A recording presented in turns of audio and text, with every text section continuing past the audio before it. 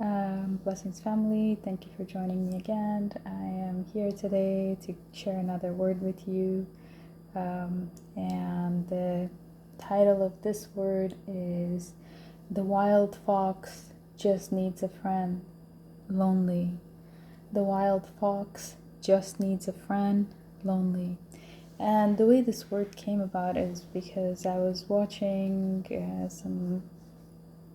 just scrolling down my feeds on YouTube, and I came across this video about a wild fox, and this little dog. And so this wild fox was like, creeping behind this little dog to, I don't know, scare it or like attack it or something. And suddenly this dog turned around and the fox ran away. Then, the fox came back again and tried to like sneak behind this little dog again. Then the dog turned around, and this time the dog chased the little dog. And this was going on around and then finally, the fox kind of started to follow this little dog from the wild side of this park into the grass, and they started to like just chase each other and play. And it was like, oh, what the heck? And even the owner was surprised. And the Lord pointed out that this wild fox actually is lonely and is in need of a friend. And then he kind of brought my enemy to my mind, this particular enemy of mine that I can't really say more about it, but the Lord brought up this person into my mind and said that the reason they're like that is because they're very lonely, and they've gone through a lot of trauma, and that I am supposed to be that little dog that they were trying to come like from behind and attack. And then the Lord was kind of showing me that this person's heart is slowly changing, because they keep seeing that the Lord's favor on me, and that whatever they're doing, that it's not working. And even he kind of showed me like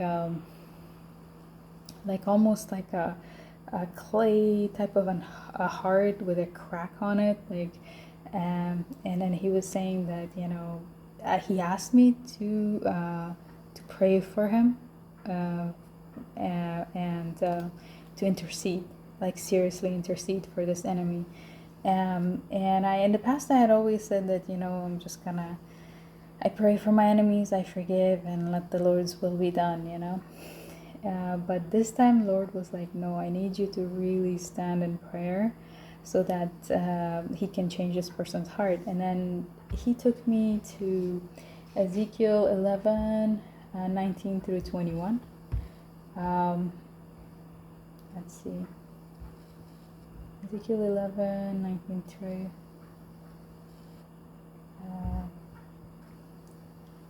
is this it? Here we go. So, and it says that, and I will give them one heart, and I will put a new spirit within you, and I will take the stony heart out of their flesh, and I will give them a heart of flesh. They may walk in my statutes, and keep mine ordinance, and do them. And they shall be my people, and I will be their God. And so basically the Lord was saying that, that I need to do some mountain moving, strong, like heaven shaking kind of a prayer for this person. And even though this person has done a lot of crazy things to cause me trouble, and is one of my serious enemies. And in fact, the Lord has revealed to me like how much this person has casted witchcraft and all kinds of crazy things against me. But the Lord is saying that it's more important that a soul is saved than those things. Though it did harm me, it didn't it it didn't really. I mean, the Lord protected me, so nothing really lasted. It didn't make a major difference in my life. The Lord still blesses me, and He continually will. But anyhow, so the Lord actually brought up a lot of things to my mind, that this person has gone through major trauma, like childhood major trauma. In fact, they're almost robotic, that they don't have any emotions, and the reason for that is because they didn't really have a normal family. They have always been used, and so the Lord wanted me to share this with you, because some of you guys have someone like that in your life who's just like relentless. They won't stop. They're like constantly going at you, and you probably asked the Lord, when will they stop, or and what the Lord was saying is that they've gone through decades of trauma. It's not gonna, you just come onto the scene, and the Lord can heal instantly everyone, but sometimes there's the need of an intercessory prayer, and so in this case the Lord asked me. So this is truly a test for me, because I have to really put aside all my emotions and everything, and just really try to really truly love this person from through Christ, just the way the Lord loves this person. And so he also said that some of you guys are dealing with a spouse like that, who is just so difficult to get through, or he or she is just they're the Lord brought up they're they have a salesperson type of personality, where they're trying to put on this persona to please you, and then they switch, because they have always been used.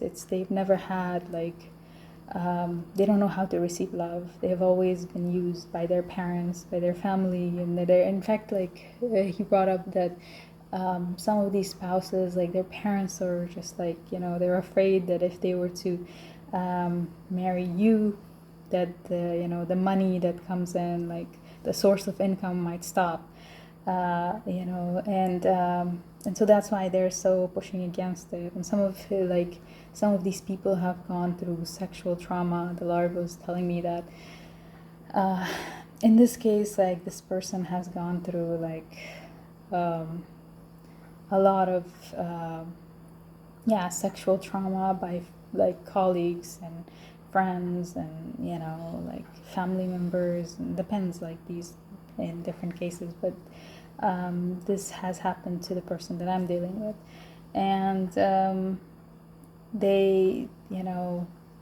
they've just been abused and used by everyone, so they don't really know how to receive love, and how to feel compassion, how to feel kindness, and they're very they haven't grown up, they're a little childish almost. And so so the Lord was saying that you need to be really patient with this person, and you need to really really get deep, and really do some strong prayers, and continue to in order to see major change, because the Lord is trying to change their heart, and their heart is stony, but it has cracks on it, so there's hope, there. And the Lord actually told me that this person sees the way I am, and my personality, and how I am with my family and everything, and they're just so it's new for them. They haven't really seen something like that, and I think that's probably what's happening with you and your spouse. They're just waiting for you to be okay, well, it's time to give me something, because there has always been people that have taken from them, and you are the only person that's giving them love and attention and respect, and finances and things like that. And so And I think for some of these people are dealing with fear, which is why they're afraid that if they make a commitment that you might change and things might change, and then you might turn into like the people that are already in their life like that. So it was a very it was a very complex word, but I just pray that it blessed you, or to whomever it goes to, that they that it really answered your questions. Ultimately, this person that you're dealing with, and I'm sure that you'll get like an image of this person. Of course, take every word to the Lord and pray on it and ask Him for more confirmations.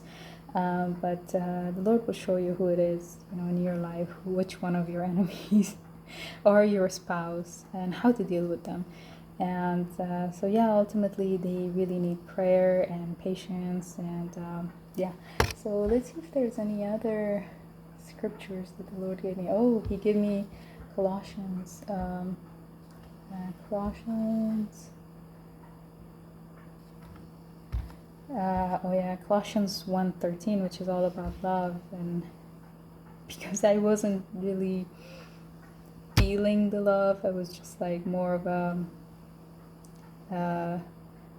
I just stated it, like it wasn't like, oh, I really deeply feel compassion for this person that I need to do these prayers, but this really made me feel like, I understood the Lord's points. And it says, Colossians 1:13 says, verses 1 through 5, if I could speak all languages of the earth and of angels, but didn't love others, I would only be a noisy gong or clanging cymbal.